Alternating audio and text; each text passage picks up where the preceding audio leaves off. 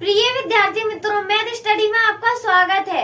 NCERT गणित कक्षा 10 में आज हम लोग प्रश्नावली 14.1 में प्रश्न क्रमांक 3 हल करेंगे, जिसमें हम माध्य सीखेंगे। चलिए शुरू करते हैं। चलिए सबसे पहले हम प्रश्न पढ़ते हैं। प्रश्न में लिखा है कि निम्नलिखित बंटन के एक मोहल्ले के बच्चों के दैनिक जेब खर्च दर्शाता है।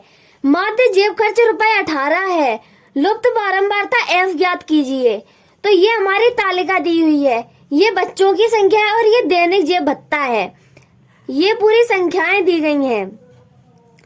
तो ये हमारी तालिका आड़े में दी है और हमें खड़े में बनानी है। तो चलिए हम खड़े में बनाते हैं। देखिए हमने सवाल लिख लिया है। ये हमारी दैनिक जेब भत्ता है, जिसे वर्ग अंतराल कहते हैं, और ये बच्चों की संख्या है, जिसे बारंबारता कहते हैं, और बारंबारता को FI द्वारा दर्शाया जाता है। अब हम मध्य बिंदु निकालेंगे, जिसे X द्वारा दर्शाते हैं। अब हमें मध्य बिंदु निकालने के लिए वर्ग के कॉलम में जाना होगा। वर्ग के कॉलम में जाकर ये दो संख्या दी है 11 और 13, इन्हें जोड़कर जो आंसर आएगा उसे 2 से डिवाइड कर देंगे और यहाँ लिख देंगे। तो चलिए एक बार हम यहाँ देखते हैं। अब यहाँ हम 11 और 13 को जोड़ देंगे और इसे 2 से डिवाइड कर देंगे। तो जोड़ने पर 24 आ रहा है और 2 से डिवाइड करने पर 12 आएगा। तो हम यहाँ 12 लिख देंगे। अब अगले कॉलम में हम UI ज्ञात करेंगे। UI ज्ञात करने का सूत्र है XI माइनस A/H। अब ये जो हमें F ज्ञात करना है, F के सामने वाले को हम A मान लेते हैं। देखिए F के सामने वाली संख्या को हमने A मान लिया। अब हम इससे UI ज्ञात करेंगे। UI ज्ञात करने के लिए हम इस फॉर्मूला का यूज करेंगे। तो हम यहाँ लिखेंगे XI माइनस A/H। XI है 12, तो हम लिखेंगे 12 माइनस का माइनस कर दिया। अब A है हमारे पास 20, तो ये लिख दिया हमने 20 अपॉन H। अब H ज्ञात करने के लिए वर्ग के कॉलम में जो ये दो संख्याएं दी गई हैं, उन दोनों में जितनी संख्या का अंतर है वो हमारा H होता है। या फिर हम ऐसे भी कह सकते हैं, अंतिम पद में से प्रथम पद को माइनस कर दीजिए।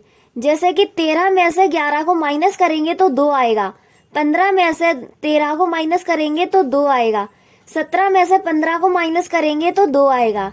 तो यहाँ देखिए 2 का अंतर है, तो यहाँ हम 2 लिखेंगे। अब 12 में से 20 माइनस कर देंगे तो -8 आएगा अपॉन 2। जब 8 को 2 से डिवाइड करेंगे तो -4 आएगा। तो ये देखिए ये हमारा UI निकल आया। तो यहाँ हम लिखते हैं -4। अब देखिए मैं आपको आसान तरीका बताती हूँ UI ज्ञात करने के लिए। जैसे ये हमारा A है, तो इसके सामने वाले कॉलम में 0 लिख देंगे। अब यहाँ -1 -2 -3 और ये -4 है। -1 -2 -3। अब इस साइड हम प्लस में हम 1 2 3 4 ऐसे लिखेंगे। 1 2 लिख दिया। ये हमेशा ऐसा ही आने वाला है, चाहे तो आप गणना करके देख लीजिए। अब इस कॉलम में FI UI ज्ञात करेंगे। FI UI ज्ञात करने के लिए FI के कॉलम में जाएंगे और UI के कॉलम में जाएंगे और उसका गुणा करके यहाँ लिख देंगे हम। तो हम जब -4 से गुणा करेंगे तो -28 आएगा। 6 का -3 से गुणा करेंगे तो 18 आएगा। 9 का -2 से गुणा करेंगे तो 18 आएगा। ये माइनस का है। 13 का -1 से गुणा करेंगे तो 13 आएगा।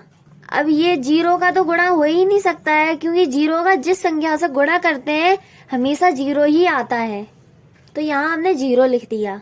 अब 5 का 1 से गुणा करेंगे तो 5 आएगा। ये माइनस का है। 4 का 2 से गुणा करेंगे तो 8 आएगा।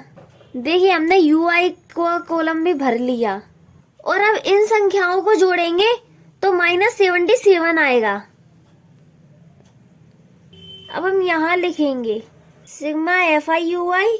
अब हम -77 में से 13 को माइनस कर देंगे तो आएगा -64। इसे हमने कोष्टक में रख दिया। H तो हमारा 2 आया था, अंतिम पद में से प्रथम पद को माइनस कर देंगे तो 2 आएगा, इसलिए यहाँ हमने H 2 लिख दिया क्योंकि इन सभी संख्याओं में 2 का अंतर है। अब सिग्मा FIUI नहीं सिग्मा FI निकालेंगे। सिग्मा FI आएगा जब इन संख्याओं को जोड़ेंगे तो 44 आएगा, साथ में F लिखेंगे प्लस में। अब ये सवाल हम पग विचलन विधि से करेंगे तो यहाँ लिखेंगे पग विचलन विधि।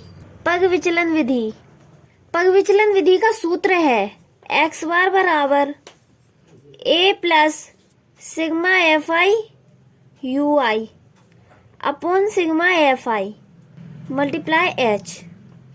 इसे हम कोष्टक में रख देंगे। अब हम लिखेंगे x बार हमें 18 दिया गया है।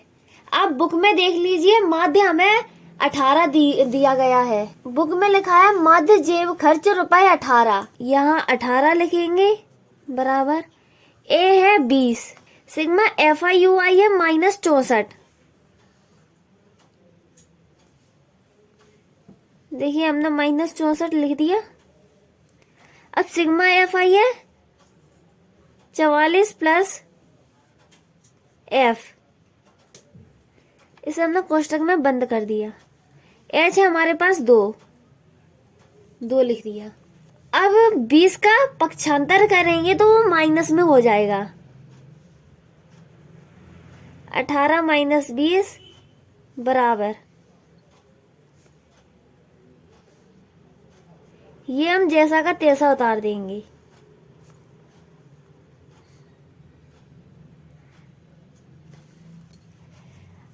अब 18 में से 20 को माइनस करेंगे तो -2 आएगा।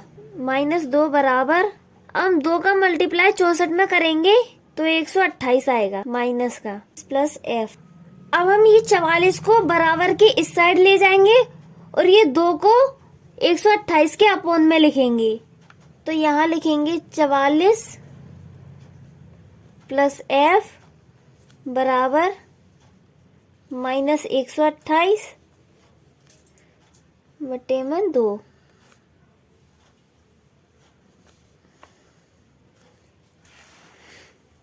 इसे हमने कोष्टक में बंद कर दिया। ये 44 प्लस F, पहले हम ये माइनस माइनस को कैंसिल कर देंगे। देखिए हमने माइनस माइनस को कैंसिल कर दिया। अब 128 को 2 से डिवाइड करेंगे तो 64 आएगा। अब ये 44 का पक्षांतर करेंगे तो वो माइनस में हो जाएगा। अब हम यहाँ लिखेंगे F बराबर 64 - 44।